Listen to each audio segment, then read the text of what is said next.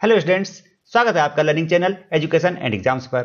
आज की वीडियो में हम पढ़ने जा रहे हैं विभिन्न कॉम्पिटिटिव एग्जाम्स में पूछे जाने वाले जनरल स्टडी के महत्वपूर्ण प्रश्न।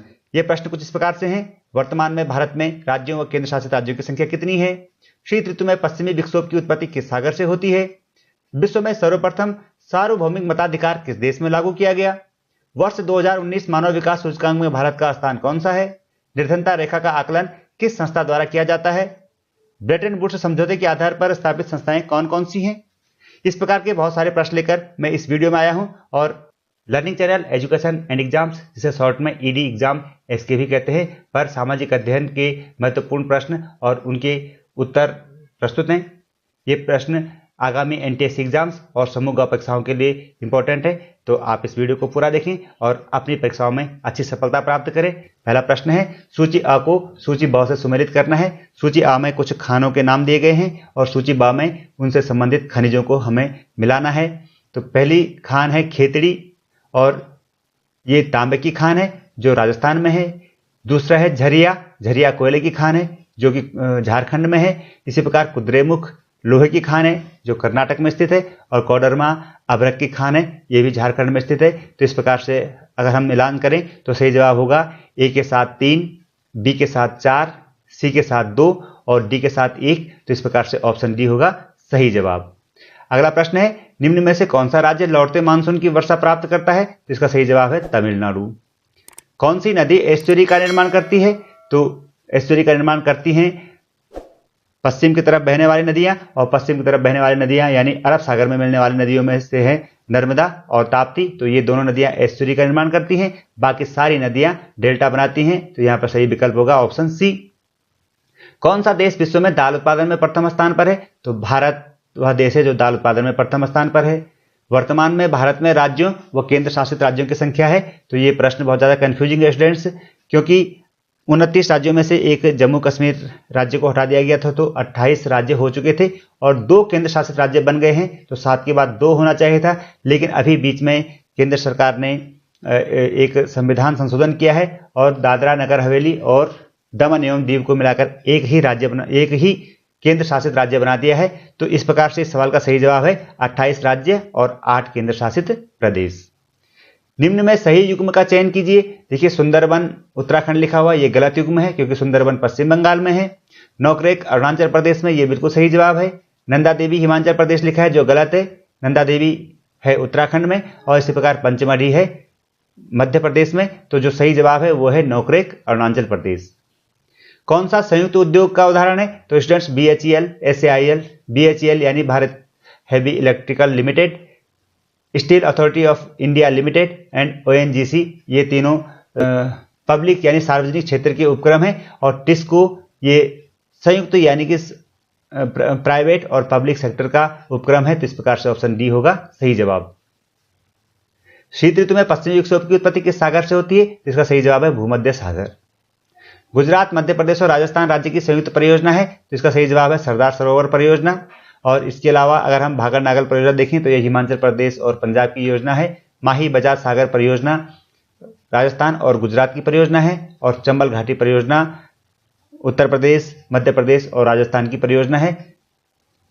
अगला प्रश्न है, सूची अ को सूची ब से मिलाइए। सूची अ में रूसो, तो रूसो की जो बुक है वो है द सोशल कॉन्ट्रैक्ट। मॉन्टेस्क्यू की बुक का नाम है the spirit of law. John Locke की जो बुक है वो है टू ट्रेटिस ऑफ गवर्नमेंट। और रॉजर द लाइल ने लिखा था फ्रांस का नेशनल एंथम मार्सले। तो इस प्रकार से सही जवाब हो जाएगा ऑप्शन सी। डॉब्स योजना किस देश द्वारा बनाई गई? सही जवाब है अमेरिका। निम्न में से कौन सा समूह सुमेलित नहीं है? तो यहां पर भी हमें सुमेलित करना था। महाराष्ट्र राज्य में चरागाह समुदाय धनगढ़ बिल्कुल सही है। हिमाचल राज्य का चरागाह समुदाय गद्दी, ये भी सही है। राजस्थान का चरागाह समुदाय है राई का। और उत्तराखंड का यहां पर कुरुआ लिखा हुआ है, तो ये गलत है। तो सही जवाब होगा option D. Imperial forest institute की स्थापना कब और कहां की गई? तो इंपीरियल फॉरेस्ट इंस्टीट्यूट की स्थापना, जिसे अब FRI कहते हैं, तो वो देहरादून में स्थापित हुआ था और सन 1906 में इसकी स्थापना की गई थी।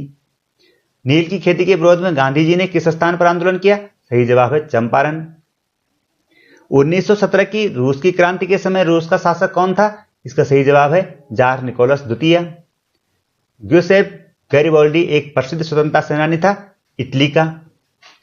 गुडेम विद्रोह का नेतृत्व किसने किया? तो गुडेम विद्रोह को जो आदिवासी आंदोलन है, भारत की आजादी के समय जो आदिवासी आंदोलन हुआ था, तो उसका नेतृत्व किया था अल्लारी सीताराम राजू ने।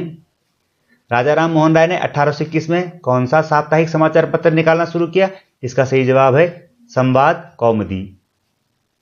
ब्रेटन वुड्स समझौते के आधार पर स्थापित जो संस्थाएं हैं उनके नाम है विश्व बैंक और IMF यानी अंतर्राष्ट्रीय मुद्रा कोष। तो ऑप्शन सी होगा सही जवाब। किस दिन भारतीय संविधान को अंगीकृत किया गया? इसका सही जवाब है 26 नवंबर 1949 को हमारा संविधान बनकर तैयार हुआ था और संविधान सभा ने उसे 26 नवंबर 1949 को अंगीकृत किया था। तो इस प्रकार से ऑप्शन सी होगा सही जवाब। जो संविधान सभा थी उसका गठन 9 दिसंबर 1946 को हुआ था, 15 अगस्त 1947 को हमारा देश आजाद हुआ और 26 जनवरी 1950 को यह संविधान लागू किया गया। तो यहां पर सही जवाब है ऑप्शन सी।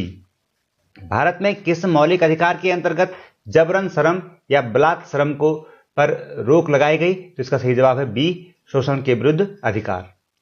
नागरिक अधिकार आंदोलन किस अश्वेत नेता की अगुवाई में चला गया? सही जवाब है मार्टिन लूथर किंग जूनियर। राष्ट्रपति आपातकाल की घोषणा करता है जब संसद सलाह देती है, तब राष्ट्रपति आपातकाल की घोषणा करते हैं। 1980 में मंडल आयोग ने किस संबंध में अपने सुझाव दिए थे? तो इसका सही जवाब है कि पिछड़े वर्गों के लिए आरक्षण संबंधी सुझाव मंडल आयोग ने दिए थे। तो ऑप्शन ए सही जवाब है। निम्न में से कौन सा देश सुरक्षा परिषद का स्थायी सदस्य नहीं है? तो फ्रांस, जर्मनी, इंग्लैंड और चीन में जो दिए गए हैं, इनमें से जर्मनी सुरक्षा परिषद का स्थायी सदस्य नहीं है। ये 3 देश और इनके अलावा अमेरिका और रूस सुरक्षा परिषद के अस्थायी सदस्य हैं। निम्न में से कौन भारत सरकार का विधि अधिकारी होता है? वह व्यक्ति जो सुप्रीम कोर्ट में भारत सरकार के मामलों की पैरवी करता है, वह है महान्यायवादी या अटॉर्नी जनरल ऑफ इंडिया। तो ऑप्शन है सी। भारतीय नागरिकों के मौलिक अधिकारों का अंतिम रक्षक कौन है? इसका सही जवाब है उच्चतम न्यायालय। विश्व में सर्वप्रथम सार्वभौमिक मताधिकार किस देश में लागू किया गया? प्रेसिडेंट्स वर्ष 1883 में न्यूजीलैंड में सर्वप्रथम सार्वभौमिक मताधिकार लागू किया गया। तो सही जवाब है ऑप्शन सी। लोकतांत्रिक शासन का गुण है? तो जो दिए गए विकल्प है उनमें सही विकल्प है लोक हितकारी शासन। निर्धनता रेखा का आकलन किस संस्था द्वारा किया जाता है? तो इसका सही जवाब है राष्ट्रीय प्रतिदर्श सर्वेक्षण संगठन यानी NSSO द्वारा। वर्ष 2019 मानव विकास सूचकांक में भारत का स्थान है? तो स्टूडेंट्स UNDP यानी यूनाइटेड नेशन डेवलपमेंट प्रोग्राम हर वर्ष ह्यूमन डेवलपमेंट इंडेक्स जारी करता है। तो वर्ष 2019 की इंडेक्स में भारत का नंबर है 129वां। तो ऑप्शन बी सही जवाब है। 2019 में भारत ने अपनी रैंकिंग में 1 स्थान का सुधार किया था, उससे पहले 130वां था और 2019 में 129वां स्थान है। भारत सरकार द्वारा न्यूनतम समर्थन मूल्य की घोषणा की जाती है? इसका सही जवाब है फसल बुवाई से पहले। प्रधानमंत्री रोजगार योजना किस वर्ष प्रारंभ की गई? सही जवाब है वर्ष 1993। 2011 की जनगणना के अनुसार भारत में लिंगानुपात? तो सही जवाब है इसका 940। भारत में गरीबी मापन का प्रथम प्रयास किसके द्वारा किया गया? इसका सही जवाब है दादा भाई नौरोजी द्वारा सबसे पहले भारत में गरीबी को मापने का प्रयास किया गया। राष्ट्रीय मानवाधिकार आयोग के वर्तमान अध्यक्ष कौन है? तो स्टूडेंट्स राष्ट्रीय मानवाधिकार आयोग का अध्यक्ष सर्वोच्च न्यायालय का कोई सेवानिवृत्त न्यायाधीश होता है। तो वर्तमान में न्यायमूर्ति HL दत्तू राष्ट्रीय मानवाधिकार आयोग के अध्यक्ष हैं। अन्नपूर्णा योजना के लक्षित समूह में कौन से हैं? तो अन्नपूर्णा योजना चलाई गई है दीन और बुजुर्ग नागरिकों के लिए। तो ऑप्शन हो जाएगा सी। कृषि में प्रयुक्त होने वाली मशीनें किस प्रकार की पूंजी हैं? इसका सही जवाब है स्थायी पूंजी या फिक्स्ड कैपिटल। राष्ट्रीय ग्रामीण रोजगार गारंटी अधिनियम कब पारित किया गया? तो इसका सही जवाब है स्टूडेंट्स वर्ष 2005 में संसद द्वारा राष्ट्रीय गारंटी अधिनियम एक्ट, जिसको कि मनरेगा भी कहते हैं, 2005 में पारित किया गया। तो फरवरी 2006 को इसे देश के कुछ चुनिंदा जिलों में लागू किया गया और बाद में से पूरे देश में लागू किया गया है। तो ये प्रश्न थे NTSC एग्जाम में इस साल के लिए महत्वपूर्ण प्रश्न। तो स्टूडेंट्स आपने इनको पढ़ा होगा और इनको सीखा होगा। इस चैनल पर बने रहें, ऐसी बहुत सारी वीडियोज लेकर के मैं आता रहूंगा। और आपने अभी चैनल सब्सक्राइब नहीं किया है तो इस चैनल को अवश्य सब्सक्राइब करें। आपकी परीक्षाओं के लिए good luck, all the best.